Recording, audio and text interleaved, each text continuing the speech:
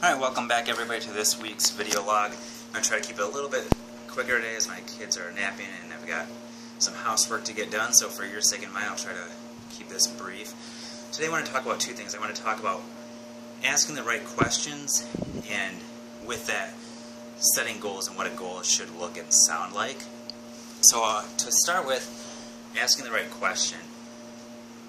As a strength coach, as a manager in a facility, I get asked all the time various questions about nutrition and training, and they're almost always bad questions. This isn't the fault of the individual. I just don't think a lot of people really think about things when they're asking. I'll get asked questions like, what do you think about CrossFit? What do you think about Zumba? What do you think about paleo diet? What do you think about Atkins diet? What do you think about, whatever, jazzercise, whatever it might be. What do you think about diet soda, etc.? And those aren't really questions. I mean, that's, who cares what my thoughts are on it? What the question needs to be is, what do you think about such and such based on a certain person, based on a certain goal? Let's take CrossFit, for example. CrossFit might be for certain individuals who want to have a wide variety of physical capabilities, who have no history of injury whatsoever, and who have an outstanding coach with lots of experience who is not just doing it as a part-time job. Then that might be a great fit. If some of those variables are off, if, say, we ask that same CrossFit question and we're talking about a 50-year-old person who hasn't been working out for the last 5 years, the owner of their CrossFit box is a construction worker who has a gym for extra revenue and has only been doing it professionally for a year and a half, and that 50-year-old person has some low back issues, poor shoulder mobility. That might be the worst thing they could do in their department. That might be the worst fitness thing they could possibly do. So what do I think of CrossFit? Let's take that example question. For one person, it might be fantastic based on their ability, their goals, who's running their program. For another person, it could be the worst decision possible. And so I think we often ask these real general questions, and with a general question, at best you're going to get a general answer, and that's not really what typically we want. And I think people just don't put enough thought into those questions. I was asked what I thought about a certain group exercise program the other week, and I asked, well, for who? And the response was a general population. Well, general population, that doesn't really mean anything. So we're assuming most overweight people? Are we assuming, poor shoulders, partial tears in the shoulders, degenerative disc in the back? Those are all things that are probable in the general population. So is that the type of stuff we're talking about, or are we talking about something else? So ultimately, we need to ask, when we're asking a question, we need to have a specific idea as far as who that question's applying to. What do I think of paleo diet? For who? For a short-term fix? For a lifestyle? Does it even match up with its name? What are you really asking? So try to narrow those questions down. Try to make them a little more specific. Try to think what you're really trying to get out of that, and what population you're talking about. You're talking about yourself, a friend, what have you. From that, so a lot of times, so if I get one of these general questions, and I say, okay, well, for who? For what? What are you talking about? And they'll say, oh, for general health, I'll say, what's your goal? Oh, I want to be healthy. That's not a goal.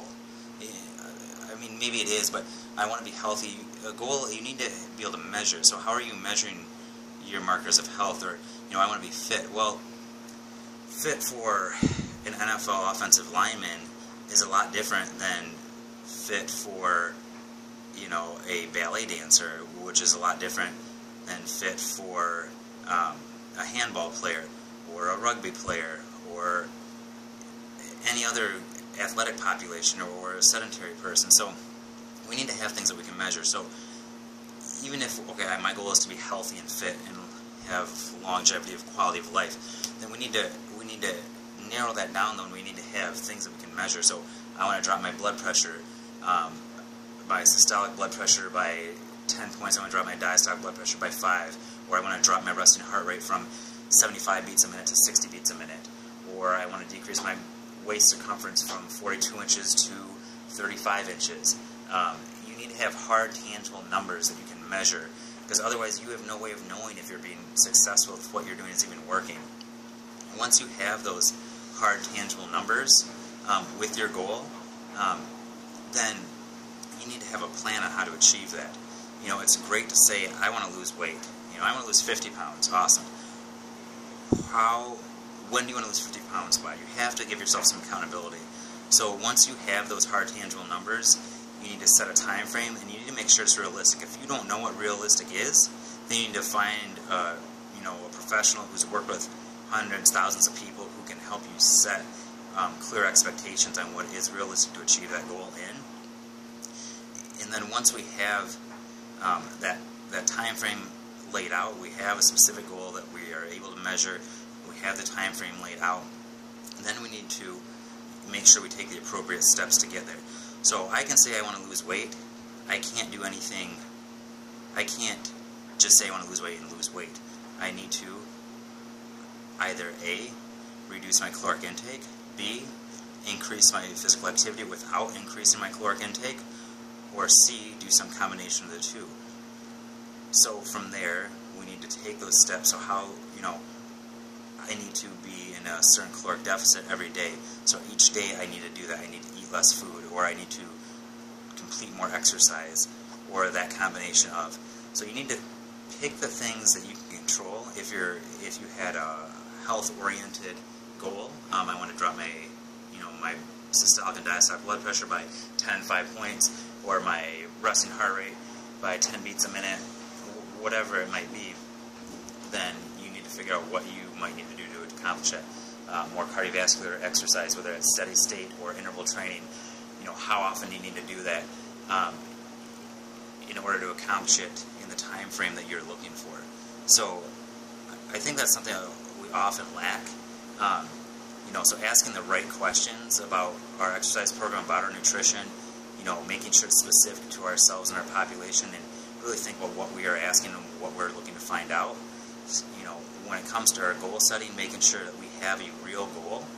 Being healthy, toning, those aren't goals, those are ideas. But we need to have hard, tangible numbers with time frames, and then step-by-step process to accomplish them in that time frame. And then the last thing I think, and this is the most important and most overlooked for a lot of people in order to have long-term success and adherence, and whether or not you tell anybody the why, ultimately we need to know why. So why do you want to lose weight? Why do you want to improve your health? And these, for most people that stick with things and are consistent, are deep-rooted emotional issues. If you don't know the why, then you're not going to be successful. You're not going to stay with your fitness routine or your training schedule, or eating the way that you need to eat to accomplish your goals. When people, when other things compete for your time and for your priorities, then your fitness and nutrition goals are going to lose out if you don't have a clearly defined why, and if it's not an important why. So that's sort of call, when I was at Anytime Fitness, and from a sales standpoint, they'd call sort of peeling the onion, getting those layers of why out. So, I want to lose weight. Why? Okay, so you want to lose weight. Why do you want to lose weight? I want to feel better. Why? How will that make you feel better? Why would that make you feel better to lose weight? And you need to get, deep down, find out why you really want to accomplish those things. Whether or not you ever share that with a trainer or with a loved one, you at least need to know it deep down in your own heart. You need to know what's motivating you. I can look back at my own fitness journey. When I started working out in 1998, I was in 8th grade, and for me at the time, I had been picked on throughout middle school, sort of chubby, weak kid, and so my why, in all honesty, I thought I was going to get girls from working out was going to get me girls. So that was my initial why. From there, transitioned, so it was simply a self-esteem and a confidence builder. I was going to get big, muscular, and ripped, and everybody was going to love me. And as I got more involved in sports, it transitioned into, well, I want to start, I want to be a, starting offensive lineman, on the varsity football team. And those other things, those confidence things and those self-esteem things were probably still deep down back in my mind, but my why sort of transformed and emerged, you know, and now my why is, you know, being able to take care of my family, set an example for my kids, be an example for clients, have experience with a multitude of different exercises. So that why might change and evolve, but it needs to be important to you, and it needs to be important enough and matter enough to where nothing else or very few other things are going to get in the way. Because if they are, if you don't have that why, then you need to find that why before you start off on that fitness journey. Otherwise, you're just going to waste your money, you're going to waste your time, and you're just going to get depressed about it and have a hard time reaching your goals. So just to summarize, ask the right questions, detailed, specific to you or specific to the answer you're looking for. Have a clearly defined goal that's measurable, that has a timeline attached to it, and that has the steps in line to get you to that goal within that timeline. And then figure out your why so that you're successful with whatever that goal is. Hope some of that was useful for you guys. I look forward to shooting something out there next week. Again, if you guys have any suggestions, comments, anything you'd like covered, go ahead and shoot us an email, jeff@fentonfitness.com, comment on the YouTube video or on our Facebook page. Thanks, have a great day.